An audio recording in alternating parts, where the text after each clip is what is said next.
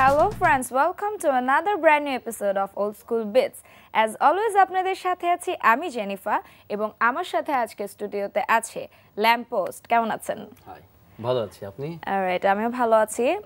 আমি অনুষ্ঠান শুরু করার আগে আপনাকে রিকোয়েস্ট করব যে ল্যাম্পপোস্টের যে মেম্বারসরা আছে সবার সাথে আমাদের দর্শকদের একটু পরিচয় করে দিবেন। ল্যাম্পপোস্টের সব মেম্বার এখন এখানে নাই। ওকে। যারা এখানে আছে তাদের মধ্যে ও হচ্ছে গিটারিস্ট, ওর নাম হচ্ছে আভি। তারপরে আছে ব্যাঞ্জোতে পলাশ, তারপরে আছে রানা ও ড্রামসে অ্যান্ড পারকাশন। সবার শেষে আছে রিফাত, ও হচ্ছে গিটারে। ওকে, সো আমি ফার্স্টেই জানতে চাই যে ল্যাম্পপোস্টের শুরুটা কবে, কিভাবে এবং কাদের হাত ধরে আসলে ল্যাম্পপোস্টের যাত্রাটা ফার্স্ট শুরু হয়?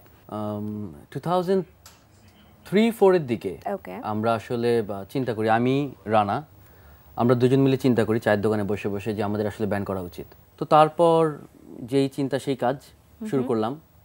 একজন গিটারিস্ট ভোকাল আর একজন হচ্ছে ড্রামার। তারপর আমাদের সাথে জয়েন করলো পলাশ ব্যাঞ্জোতে। ও প্রথমে গিটার বাজাতো, রাইট? ও গিটার বাজাতো। আমাদের সাথে জয়েন করলো নাহিদ, আচ্ছা, ও বেইজে। তারপর যেটা হয় সেটা হচ্ছে যে সব ব্যান্ডের মধ্যেই অ্যাজ ইউজুয়ালি একটা ঝামেলা থাকে, কমন কিছু ঝামেলা থাকে। খুব স্ট্রাগল করতে হচ্ছিল সেই সময়টাতে, পড়াশোনা নিয়ে সবার ব্যস্ততা। আমাদের একজন কিবোর্ডিস্ট ছিল একেবারে শুরুর দিকে, সে চলে গেল ইউএসএ। তারপর আমরা চিন্তা করলাম যে আসলে আমাদের দ্বারা ব্যান্ডটা হবে না, একটা ব্রেক পড়ে গেল, একটা বিশাল বড় ব্রেক পড়ে গেল। এটা হচ্ছে 2006 এর ঘটনা, রাইট? 2006 এর ঘটনা।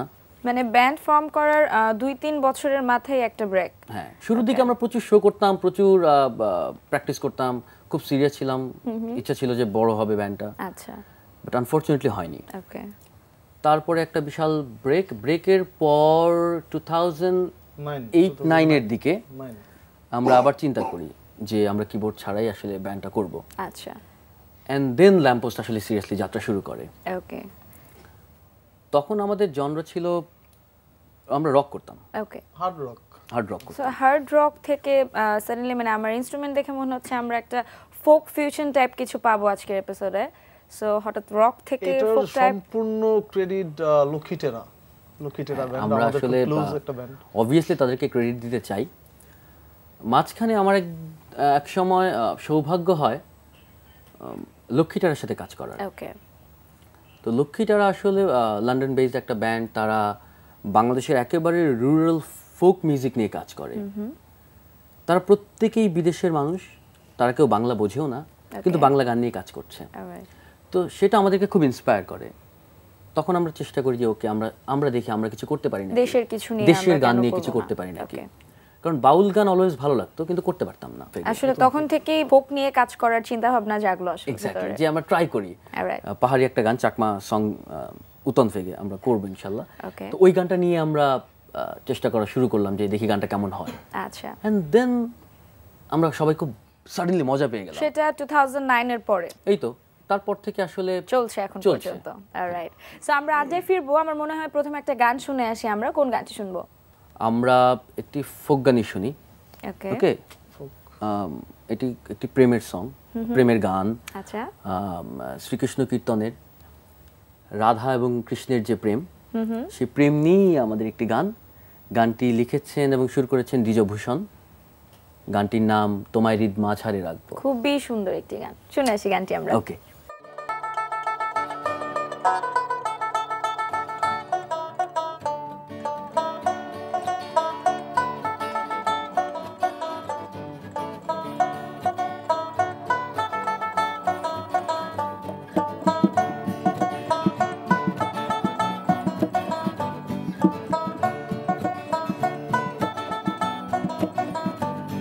খেপা ছেড়ে দিলে সোনার গোর আর পাবো না, নানা ছেড়ে দিলে সোনার গোর আর পাবো না, নানা না ছেড়ে দেব না, তোমায় হৃদ মাঝারে রাখবো, ছেড়ে দেব না, তোমায় হৃদয়ে রাখবো, ছেড়ে দেব না।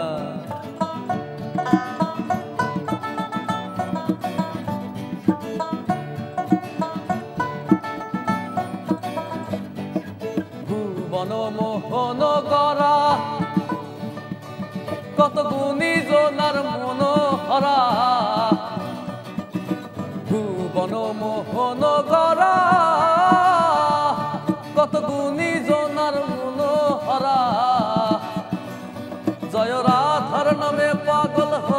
থাকবো মগনা জয় রাধার নামে পাগল হয়ে থাকবো মগনা না না না ছেড়ে দেব না তোমায় রে মাঝারে রাখবো ছেড়ে দেব না তোমায় হৃদয়ে রাখবো ছেড়ে দেব না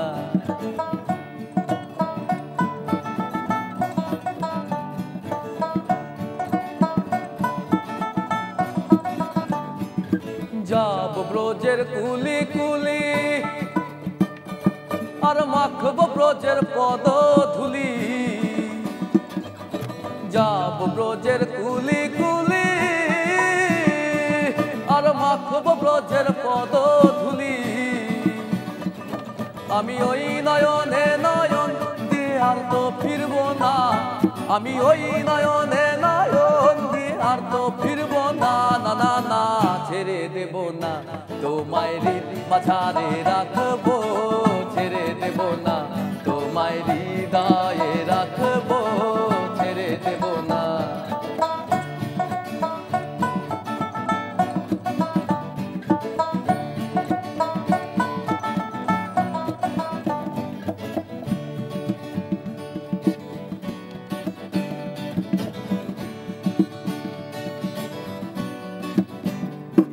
কত লক্ষ জনম ভ্রমণ করে সাধের মানব জনম পেয়েছি রে দ্বিজ দাসের এই ভাবনা এমন মানব জনম আর হবে না এখন ভজলে হরিবংশী ধরি নিদয় হইও না এখন ভজলে হরিবংশী ধরি নিদয় হইও না না না না ছেড়ে দেব না তোমায় মাঝারে রাখবো ছেড়ে দেব না তোমায় হৃদয়ে রাখবো ছেড়ে দেব না খেপা ছেড়ে দিলে সোনার গো আর পাবো না নানা ছেড়ে দিলে সোনার গো আর পাবো না না না না থ্যাঙ্কস এত সুন্দর একটা গান শোনার জন্য গানটি পার্সোনালি আমার খুব পছন্দ আমাদেরও সবার খুব পছন্দ এবং পছন্দ হওয়ার মতো একটা গান এটা আচ্ছা আমি জানতে চাই যে ব্যান্ডের নামটা ল্যাম্প পোস্ট কেন আসলে এই আইডিয়াটা কার মাথা থেকে বা কিভাবে আসা কজ মানে খুব আনকমন একটা নাম ল্যাম্প পোস্ট অ্যাকচুয়ালি আমাদের ব্যান্ডের নাম আগে আমরা মনে হয় হেডলাইট বসে বসে হেডলাইট চিন্তা করছিলাম মানে একটা ট্যাক্সি যাচ্ছে সামনে থেকে আমরা ওইটার আলোটা দেখে বন্ধু এটা কি হেডলাইট রাখা যায় লাইট রিলেটেড কেন আমি জানতে চাচ্ছি আসলে ফর্ম কই তখন আমরা দেখা যাচ্ছে রাস্তায় বেশি প্র্যাকটিস করা হতো ল্যাম্প পোস্টের নিচে মানে আশেপাশে মানে বাসায় বসা যেত না বাসায় জায়গার বড় অভাব আব্বু বলতো যে কি করছো স্টুডেন্ট লাইফে যেটা তো স্টুডেন্ট লাইফে যে স্ট্রাগলটা করতে হয় সেটাই ছিল আর কি এই কারণে আমরা একটা চায়ের দোকান ওখানে বসে আড্ডাটা হতো আর সম্ভবত ল্যাম্প পোস্টটা হওয়ার কারণটা হচ্ছে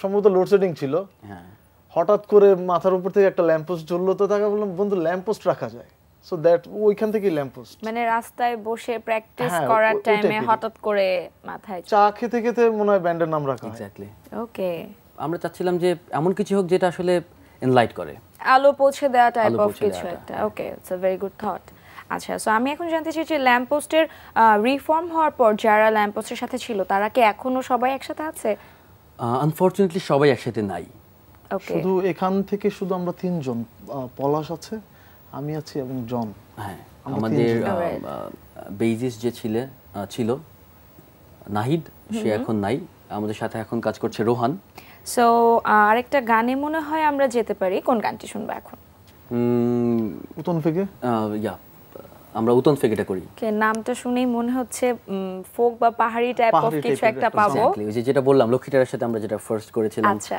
এটি একটি চাকমা গান ওকে গানটির ব্যাপারটা হচ্ছে যে পাখি যখন মেঘের উপর দিয়ে উড়ে যায় পাহাড় মেঘ এসবের উপর দিয়ে উড়ে যায় আমার মন আমার ভালোবাসা আমার প্রেম কারোর জন্য সেই পাখি হয়ে যেন সেখান থেকে উড়ে যায় খুবই সিম্পল সুইট একটি পাহাড়ি টোন ওকে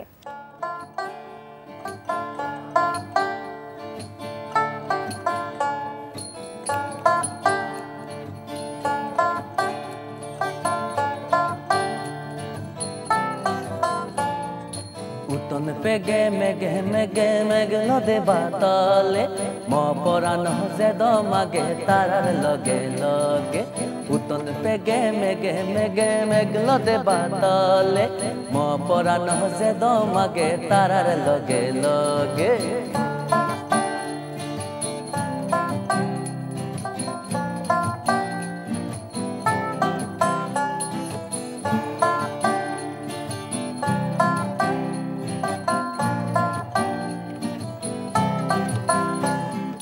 সিরাহেতা নাগান পেগে উড়ি উড়ি গীত গাদন সিজি দেন্দি মন গুলি দে ফুলপুদি জাদন গেদুং চাঙ্গে গেইনু পারাং তারার দগে দগে ম পরাণ যে দমাগে তারার লগে লগে উতন পেগে মেগে মেগে মেঘলো দেবা তলে ম পরাণ যে দমাগে তারার লগে লগে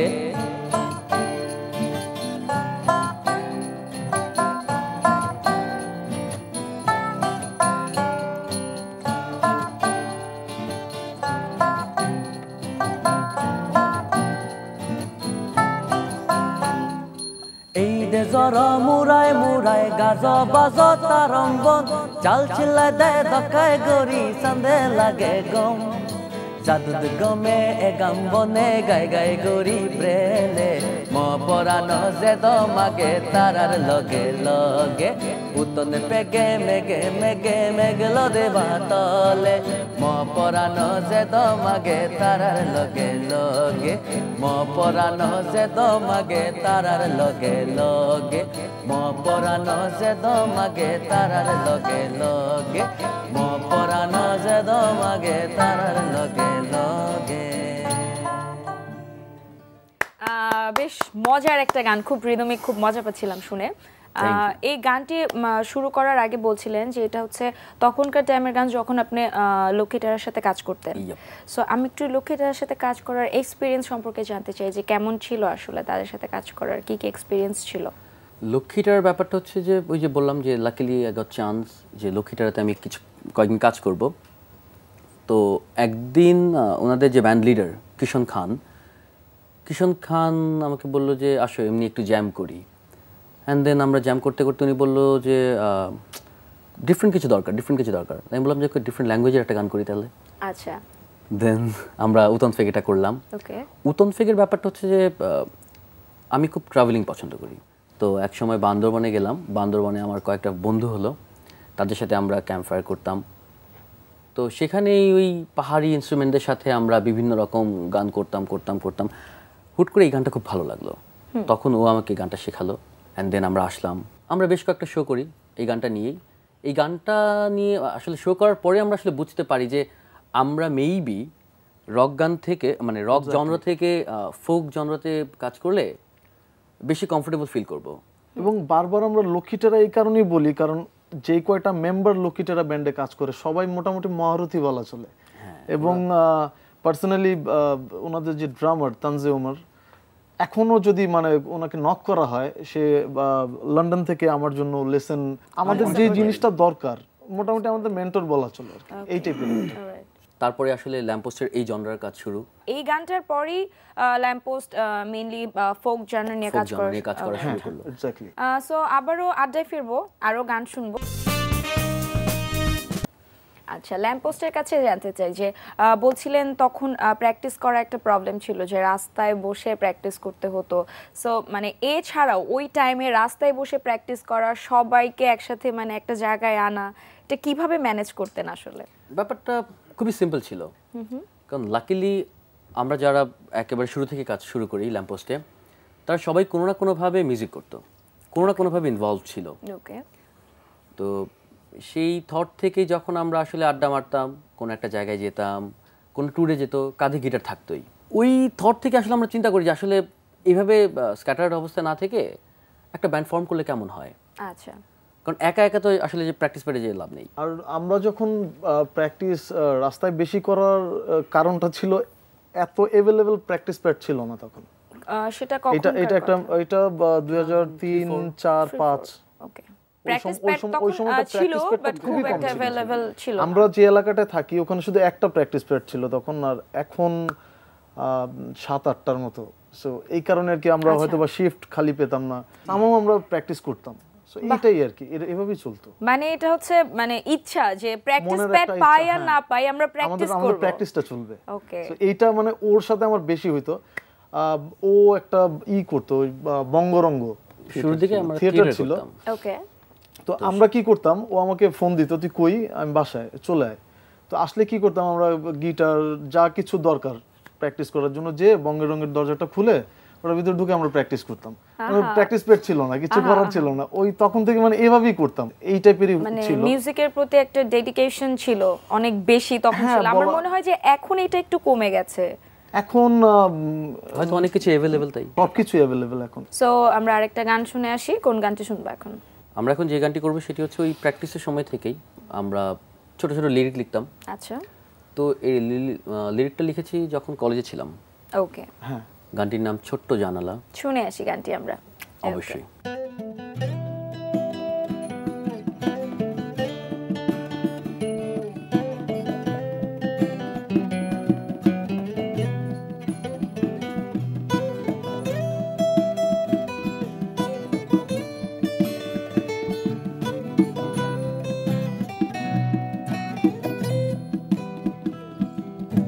ছোট জানালার পাশে আমি একা বসে শহরে উঁচু উঁচু ঘরকে দেখি, বর্ষায় ভিজে যাওয়া লোকগুলো সব যাচ্ছে কোথায়, বসে বসে মনে সে ছবি আঁকি।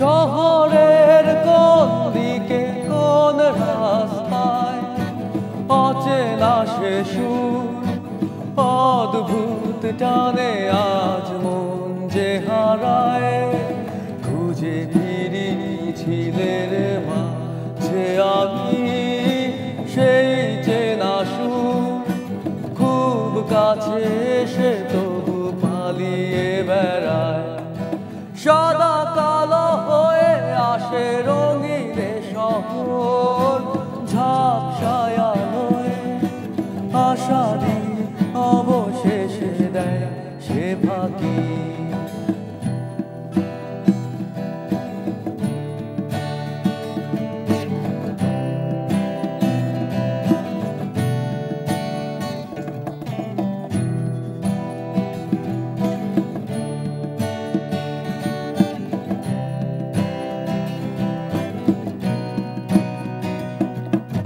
প্রতিদিন ভাঙে মন ভেবে বুঝি না, অবুঝ মানুষ দিন শেষে ফিরে দেখে নিঃস্ব যে হাত, নির্বাক চোখে তবু স্বপ্ন দেখে এক নতুন জীবন, আর বারে বারে ফিরে আসে ঘাত প্রতিঘাত, লাখো জনতার ভিড়ে একটি মানুষ তবু বাঁচতে সে চায়, সকলের মাঝে আমি সে মুখ দেখি, ছোট জানালার পাশে আমি একা বসে সকলের উঁচু উঁচু ঘরকে দেখি, বর্ষায় ভিজে যাওয়া লোকগুলো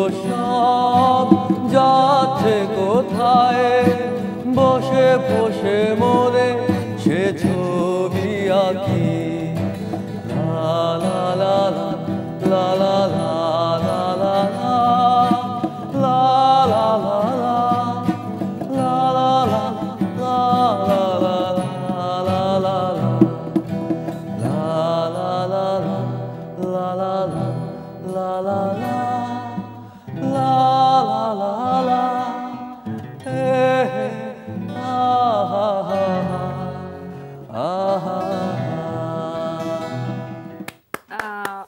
একটা গান। আমি ভাইয়ের কাছে জানতে চাচ্ছি যে বলছিলেন যে গানটা লেখা হয়েছে মানে হঠাৎ করে লেখা হয়েছে ব্যান্ডের নিজস্ব। ওকে, সো আমি গানটা লেখার পিছনে স্টোরি জানতে চাই যে এই থিমটা মাথায় কোথা থেকে আসলো আসলে। ওই সময় আসলে এত কিছু ভেবেই লিখিনি। ওকে, খুবই সিম্পল ছিল, কলেজ লাইফ ছিল, স্ট্রাগল ছিল, খুব ঝামেলা ছিল, পকেট মানির অভাব ছিল। আচ্ছা, আমি যে কলেজে পড়তাম সেই কলেজে জেল ক্লাস হতো, জেল ক্লাস। ওইখানে হচ্ছে যে আপনি যদি আপনার অ্যাটেন্ডেন্স যদি কম থাকে আপনাকে একটা সার্টেন পিরিয়ড পর্যন্ত আপনাকে লাইব্রেরিতে পড়তে হবে। Okay, that's called jail class. Yes. Okay, তো আমি খুব বোর থাকতাম যখন আমি জেল ক্লাসগুলো পেতাম। তো ক্লাসে বসে দেখতাম যে সবাই পড়ছে, তখন চিন্তা করলাম যে একটু ডিফারেন্ট কিছু করে আমি লিখি। ওকে, লাইব্রেরিতে বসে গান লেখা শুরু হয়ে গেল। ওকে, অ্যান্ড লিখলাম আমার নিজের কষ্ট নিয়ে, নিজের দুঃখ নিয়ে। তারপরে মনে হলো যে না, আসলে এটা সবার জন্যই, আসলে সবাই আসলে স্ট্রাগল করে, কষ্ট করে, প্রতিদিন মনে করে যে ওকে ফাইন আগামীকালটা সুন্দর হবে, দেখে আগামীকালটা সুন্দর হচ্ছে না, তারপর চেষ্টা করে। আসলে চেষ্টাটা মানুষ করেই যায়। এই গানের সুরও নিজেই করে। সুরটা করার পরে ও একদিন আমাকে, তখন ফোন ওরকম অ্যাভেলেবেল ছিল না, ল্যান্ড ফোনে ফোন করে, তখন বলল যে বাসায় চলে আয়। কেন বাসায় চলে আসবে কেন? তখন আমি একটা মানে ওর সাথে প্র্যাকটিসের সময় আমি একটা ছোট একটা কিবোর্ড প্লে করতাম, ওটা নিয়ে চলে আসলাম। সো ঘরে বসেই আমরা তখন বললো যে একটা গান টিউন করছি, একটু শোন কেমন হয়। তো শুনে মানে তখন অনেক বেশি ভালো লাগার যে ব্যাপারটা থাকে, তখন মনে হয় আকাশ ছোঁয়া ছিল যে আমার ফ্রেন্ড গান টিউন করছে। আর বাই দ্য ওয়ে ও আমার বেস্ট ফ্রেন্ডের মধ্যে একজন, সো ওর প্রতি একটা ভালোবাসা অন্যরকম কাজ করে, একটা আলাদা টান আগে থেকে আছে আসলে। Thank you. ও যখন গানটা টিউনটা শোনায় তখন আমি ফার্স্টে চিন্তা করতে পারিনি এটা আমাদের ব্যান্ডের গান হতে পারে। ওকে ওকে, মানে ব্যাপারটা এত গুরুগম্ভীর কিছু না। মানে ব্যাপারটা হচ্ছে যে খুব সাধের একটা ব্যান্ড, ছোট্ট একটা ফ্যামিলির মতো, সেখানে একটা গান হচ্ছে, ওয়াও, নিজেদের একটা গান, মানে প্রথম তো হ্যাঁ, প্রথম একটা অনেক মানে এক্সাইটমেন্ট কাজ করে আসলে, ওই এক্সাইটমেন্টটা কাজ করেছে। ওকে, সো আমরা আরেকটা গানে যাই। কোন গানটি এখন শুনবো আমরা এখন যে গানটি শুনবো সর্বতমঙ্গল। Okay fine, সর্বতমঙ্গল। ওকে, শুনে আসি গানটি। সর্বতমঙ্গল রাধে। ওকে,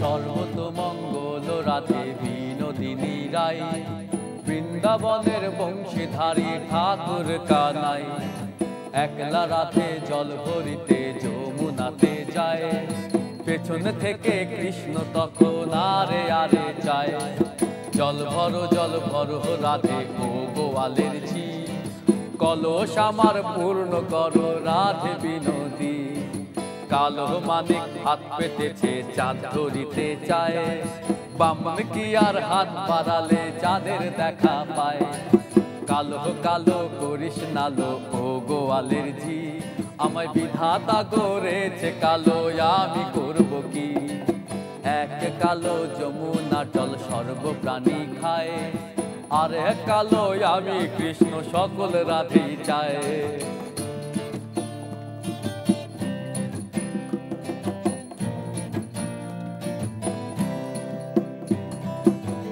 কথা শুনিয়া কানাই বাঁশি হাতে নিল, সর্প হয়ে কালো বাঁশি রাধেকে দমছিল, আরে ডান পায়ে দমছিল রাধে বাম পায়ে ধরিল, মোরলাম বলে রাধে জমিনে পড়িল, আরে মরবে না রাধে মন্ত্র ভালো জানি, দুই একখানা ঝাড়া দিলেই বিষ করিব পানি, এমন অঙ্গেরও বিষ যে ঝাড়িতে পারে, সোনারে যৌবন খানি দান করিব তারে।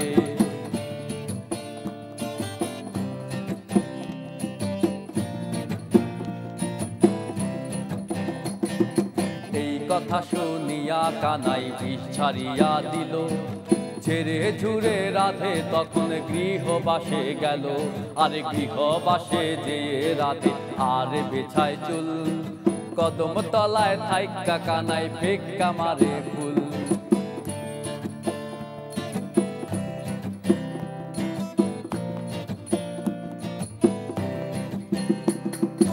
বিয়া নাকি করো রাধে বিয়া নাকি করো পরের রমণী দেখে জ্বালায় জ্বলে মরো আরে বিয়া তো করিব রাধে বিয়া তো করিব তোমার মতো সুন্দর রাধে কোথায় গেলে পাবো আরে আমার মতো সুন্দর রাধে যদি পেতে চাও গলায় কলসি বেঁধে যমুনাতে যাও কোথায় পাবো হার কলসি কোথায় পাবো দড়ি আরে তুমি হও যমুনা রাধে আমি ডুইবা মরি আরে তুমি হও যমুনা রাধে আমি ডুইবা মরি আরে তুমি হও যমুনা রাধে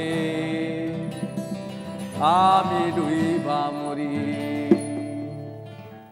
মানে বেশ মজার একটা গান, খুব এনজয় করলাম আমি। জানতে চাচ্ছি ল্যাম্পপোস্টের ফার্স্ট কনসার্টের ব্যাপারে, যে ফার্স্ট যখন একদম স্টেজে পারফর্ম করা হয় অনেক মানুষ অনেক অডিয়েন্সের সামনে, সেটার আসলে ফিলিংসটা কেমন ছিল বা নার্ভাসনেস কতটুকু ছিল? খুবই উইয়ার্ড। ওকে, আমি শুনবো স্টোরিটা, একটু ছোট্ট করে শুনবো আমি।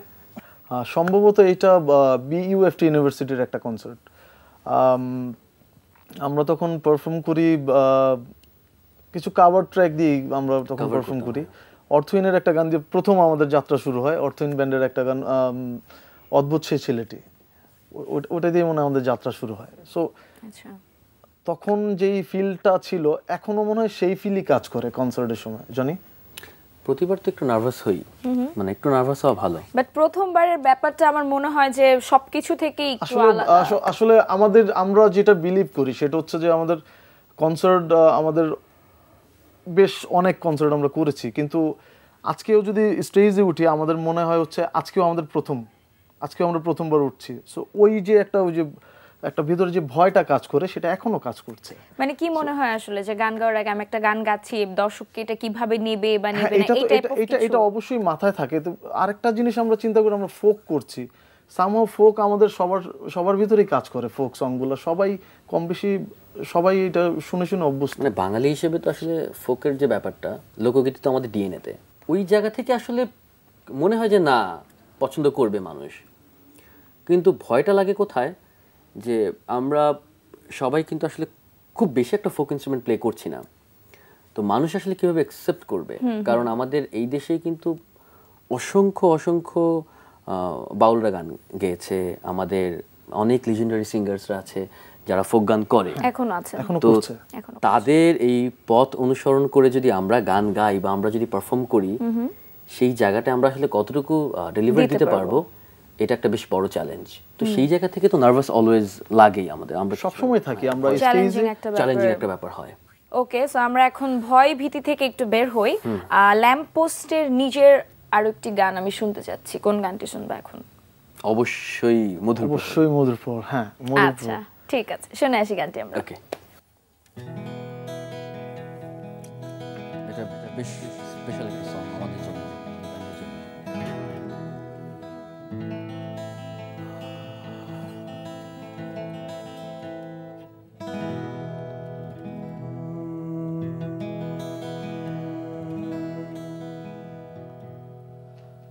মধুর প্রহর মনে পড়ে সখী, মধুর প্রহর যা ভুলিব কেমনে সখী, ভুলিব তোমায়, মধুর প্রহর যা মধুর প্রহর যা।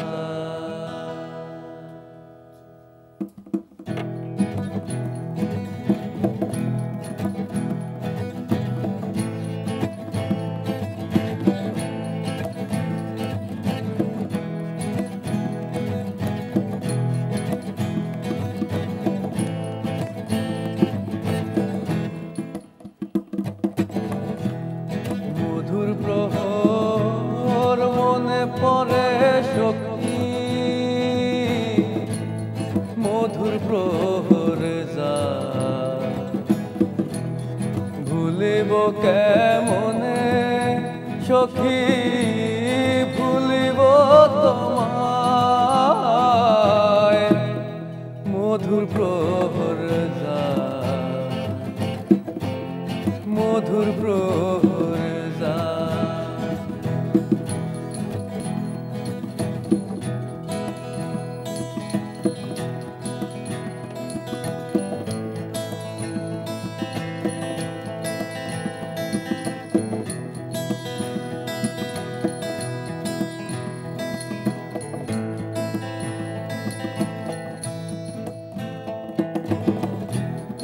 বলেছিলে থাকবে পাশে বাঁধবে সুখের ঘর তবে কেন ছেড়ে গেলে হইলে কেন পর বলেছিলে থাকবে পাশে বাঁধবে সুখের ঘর তবে কেন ছেড়ে গেলে হইলে কেন পর কোন সুখেতে করে গেলে চিতানলামায় মধুর প্রহর যায়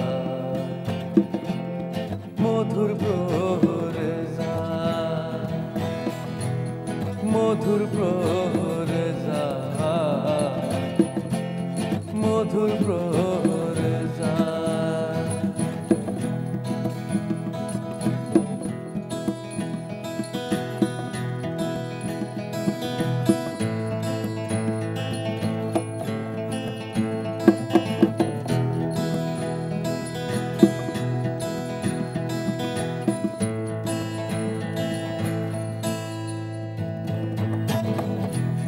সাদ ছিল তোমার বুকে রাখিব মাথা ভুলিব হৃদয়ের সকল ব্যথা সাদ ছিল তোমার বুকে রাখিব মাথা ভুলিব হৃদয়ের সকল ব্যথা সে স্বপ্না সখী আমার নয়নে হারায় মধুর প্রহর যায় মধুর প্রহর যায় মধুর প্রহর যায় মধুর প্রহর যায় ভুলিব কেমনে সখী ভুলিব তোমায় মধুর প্রহর যায় মধুর প্রহর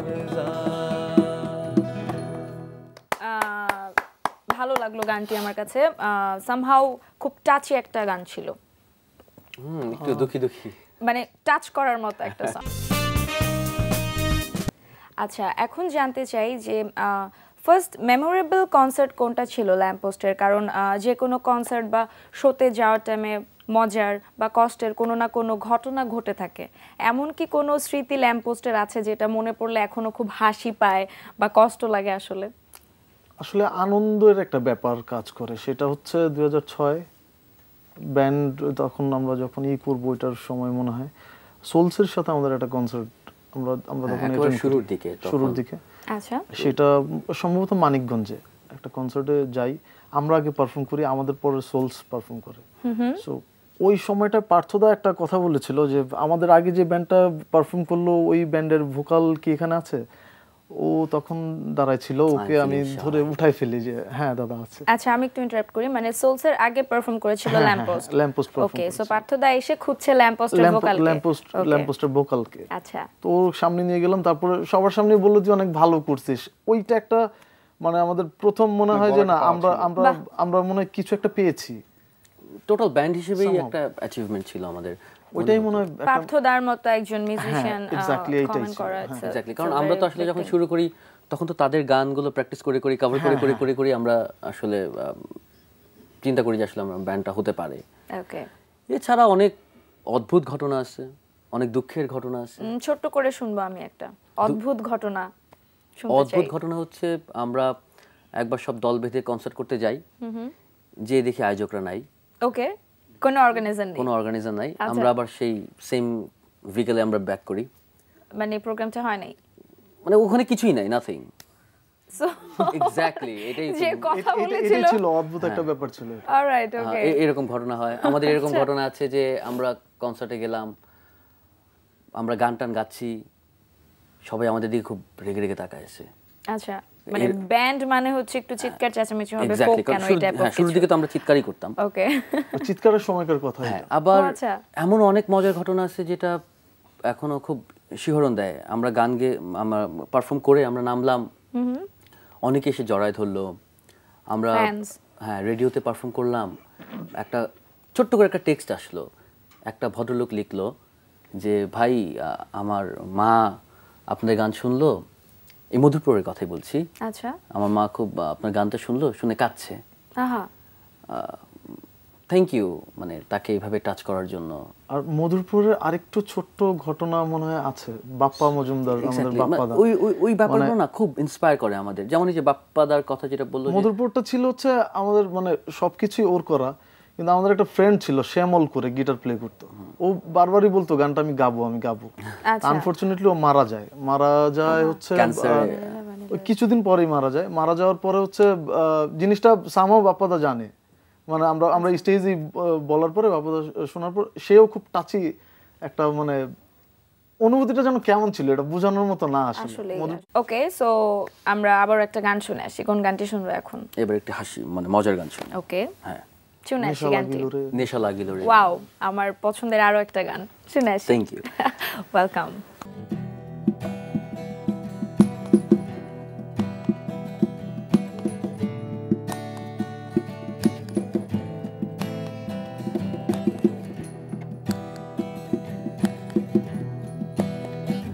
নেশা লাগিল রে বাঁকা দুই নয়নে, নেশা লাগিল রে, নেশা লাগিল রে বাঁকা দুই নয়নে, নেশা লাগিল রে।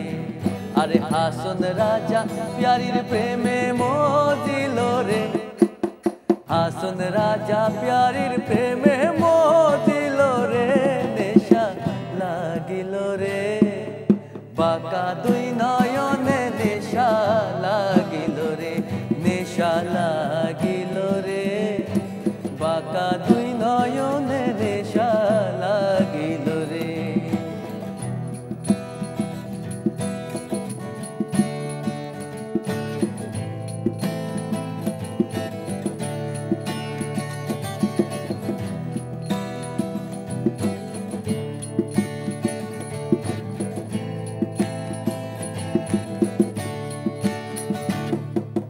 ছোট ফটো করে হাসন দেখি আচন,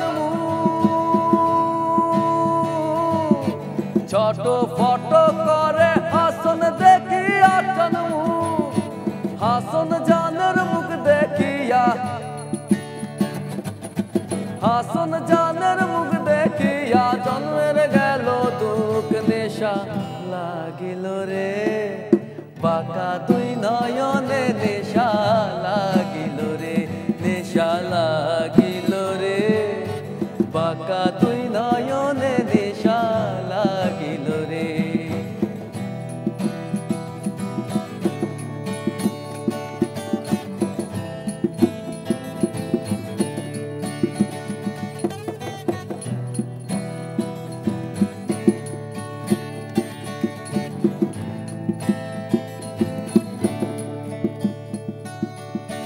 হাসন জানের মুখটা দেখি ফলদি ফলদি উঠি, হাসন জানের মুখটা দেখি ফলদি ফলদি উঠি, চিরা পালা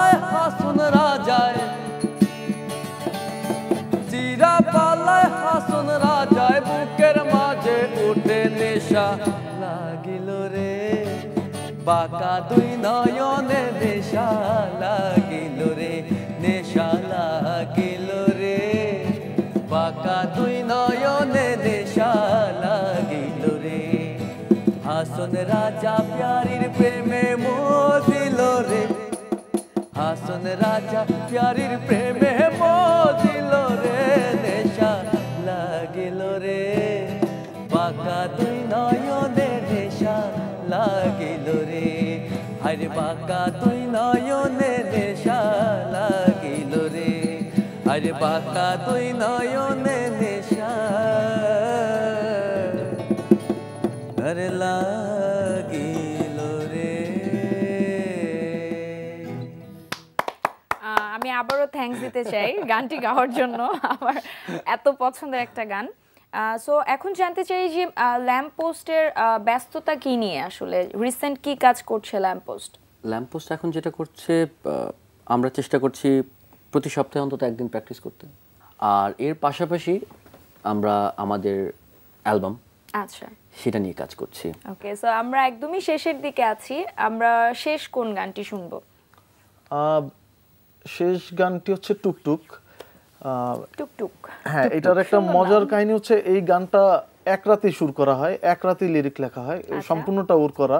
ওকে, এটার আনফরচুনেটলি নাহিদ তো নাই, নাহিদের যে ব্যাপারটা ছিল ও এই থিমটা দিয়েছিল যে ভাইয়া এরকম একটা উইং চ্যাম্প নিয়ে না, আসলে ব্যাপারটা হচ্ছে কি যে আমরা বেশ, আচ্ছা আপনি বলতে পারবেন যে উইন্ড চাইম যেটা টুং টুং টুং টুং শব্দ করে, ওটার বাংলা কি? নো। হ্যাঁ, অনেকে আমরা পারি না, বা আমরা অনেকে জানি না।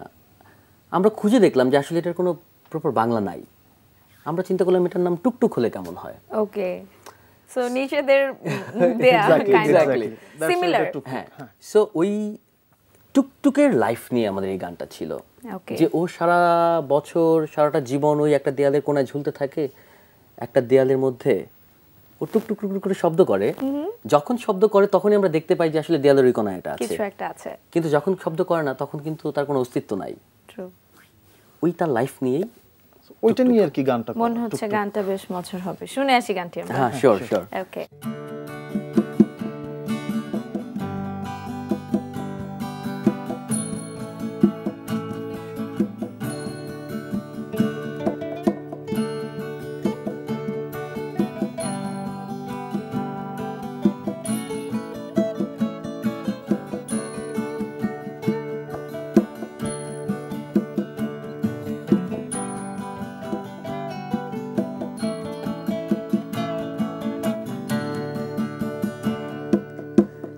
চলে ঝুলে আছে এক টুকটুক ভাঙা দরজায়, টুংটাং করে গাইছে কোন ছন্দে এক গান। নিশ্চলে ঝুলে আছে এক টুকটুক ভাঙা দরজায়, টুংটাং করে গাইছে কোন ছন্দে এক গান। হঠাৎ কোন হাওয়ায় তার সুর পাল্টে যায়, খসে পড়ে যায় ভাঙা কাঠ, সে কোনটাও নড়ে যায়। নিশ্চলে ঝুলে আছে এক টুকটুক ভাঙা দরজায়, টুংটাং করে গাইছে কোন ছন্দে এক গান।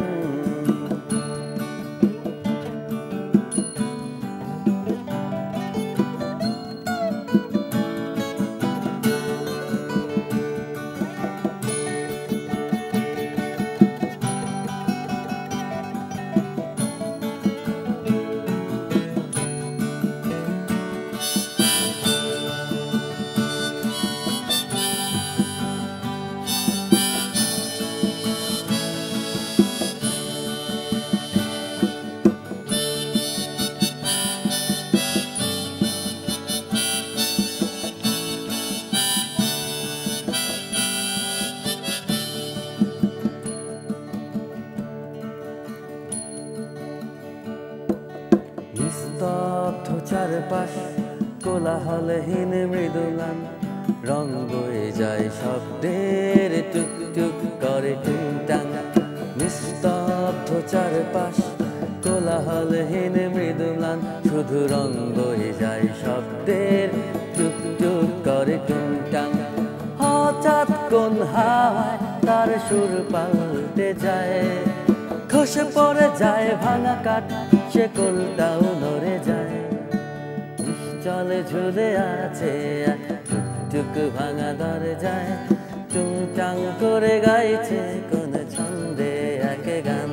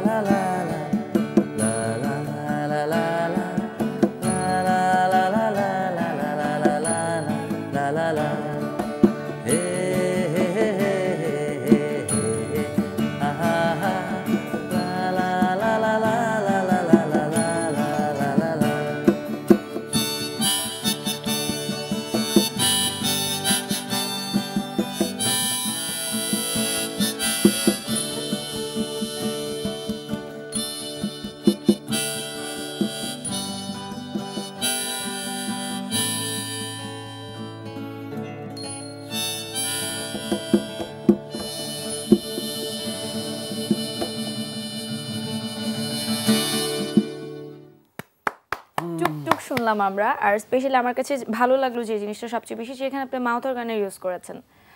এই জিনিসটা অলমোস্ট দেখাই যায় না এখন, একদম মানে বলা যায় বিলুপ্ত প্রায়। মানে আমি নিজে অনেকদিন পর দেখলাম যে কেউ মাউথ অর্গান বাজাচ্ছে। সো খুব ভালো লাগলো, এবং আড্ডা দিয়ে গান শুনে অনেক ভালো লাগলো। ল্যাম্পপোস্টকে থ্যাঙ্কস, যে আপনাকে অবভিয়াসলি থ্যাঙ্কস, এন্ড এনটিভি ফ্যামিলিকে থ্যাঙ্কস, অনেক অনেক বেশি ধন্যবাদ আমাদেরকে এই শোতে আমন্ত্রণ জানানোর জন্য। এবং আপনাদেরও ধন্যবাদ যে ব্যস্ততার মাঝে এসেও আমাদেরকে এত সুন্দর সুন্দর কিছু গান উপহার দেওয়ার জন্য। Thank you friends. Now it's time to say goodbye. দেখা হবে next week, same time same channel. সেই পর্যন্ত ভালো থাকুন, সুস্থ থাকুন এবং অবশ্যই এনটিভির সঙ্গেই থাকুন। Goodbye and take care.